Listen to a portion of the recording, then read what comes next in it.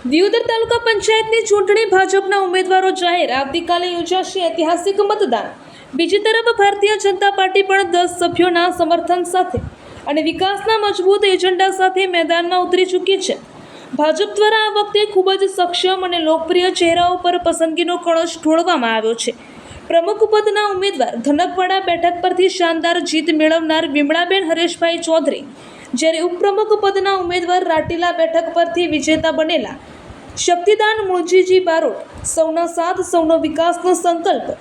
ભારતીય જનતા પાર્ટીના ઉમેદવારોએ ફોર્મ ભરવાની સાથે જ એક ખૂબ જ સુંદર અને સકારાત્મક આહવાન કર્યું છે। તેમણે સ્પષ્ટ શબ્દોમાં જણાવ્યું કે અમે 18 આલમને સાથે રાખીને સૌના સાથ અને સહકારથી દિયોદર તાલુકાના સર્વાંગી વિકાસ માટે અવિરત કાર્ય કરવા કટિબદ્ધ છીએ। આ જાહેરાતને પગલે સ્થાનિક જનતા અને કાર્યકરોમાં ભારે ઉત્સાહ જોવા મળી રહ્યો છે। આવતીકાલે થશે ફેસલો।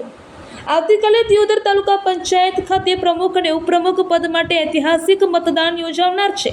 એક તરફ કોંગ્રેસનું સંખ્યાબળ છે તો બીજી તરફ ભાજપનો સૌનો સાથ સૌનો વિકાસનો મજબૂત સંકલ્પ। હવે જોવાનું એ રહેશે કે આવતીકાલે દિયોદરની જનતાના પ્રતિનિધિઓ કોના શિરે વિજયનો તાજ પહેરાવે છે તે હવે જોવાનું રહેશે। રાજકારણની પળે પળની અપડેટ માટે જોડાયેલા રહો બનાસ અપડેટ ન્યૂઝ સાથે। અહેવાલ જગદીશ પઢિયાર, દિયોદર।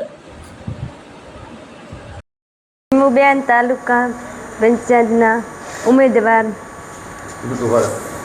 ધનકવાડા તાલુકા પંચાયતના સીટ ઉપરથી મારા પત્ની વિમુબેને જે ઉમેદવારી નોંધાવી છે અને એ બદલ જીત થઈ હતી અને આજે પાર્ટીએ જે પ્રમુખ તરીકેનું એક મેન્ડેટ આપ્યું છે અને એ ઉમેદવારી પત્ર પ્રમુખ તરીકે નોંધાઈ છે અને ઉપપ્રમુખ તરીકે આપણે શક્તિસિંહની નોંધાઈ છે।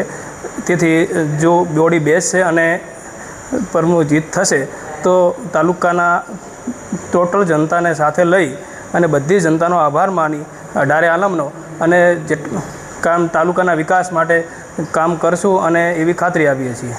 બરાબર।